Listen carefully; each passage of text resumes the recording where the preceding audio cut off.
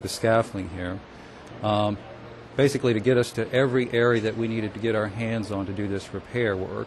And there on the right side, the high crew is installing another tower. And this is one of the high-density areas that I was talking about. This is up at the nose cone, and you'll see all these defects there. And there's a lot more there that you can't quite see right now, so there's literally hundreds in there. And they're going to sand that down about a ½ inch. They've got a debris catcher that they're installing there. They're going to sand this down about a ½ inch, and that's what you see right there. He's already sanded it down, and he's applying the red dye right now. And after that red dye cures up, then they'll go into their sanding operation and chase down any additional defects that you see.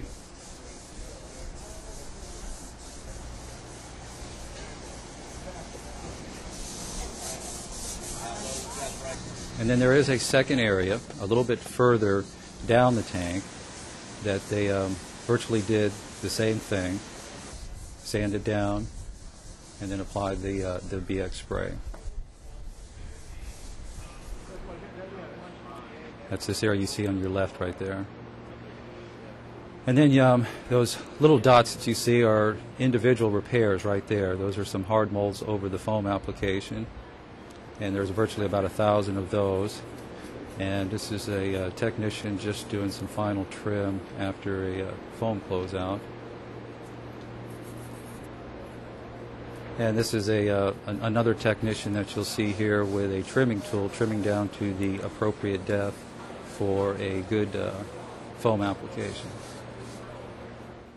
And here's the actual BX spray that they're doing up on the nose cone area. And they're spraying on about as much as they took off, right around a ½ inch.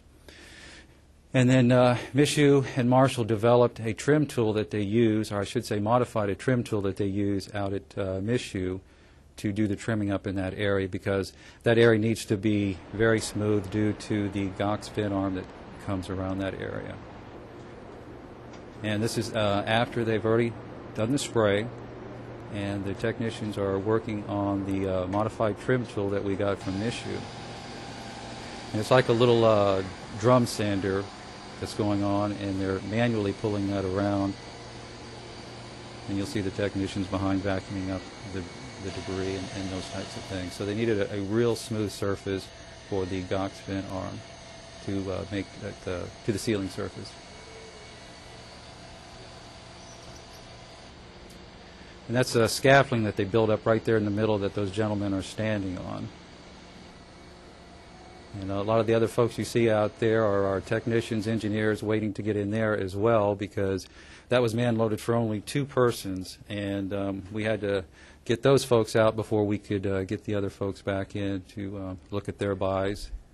But lastly, I guess I'd like to finish up saying that this is the same type of work that we performed on STS 96 with no foam loss.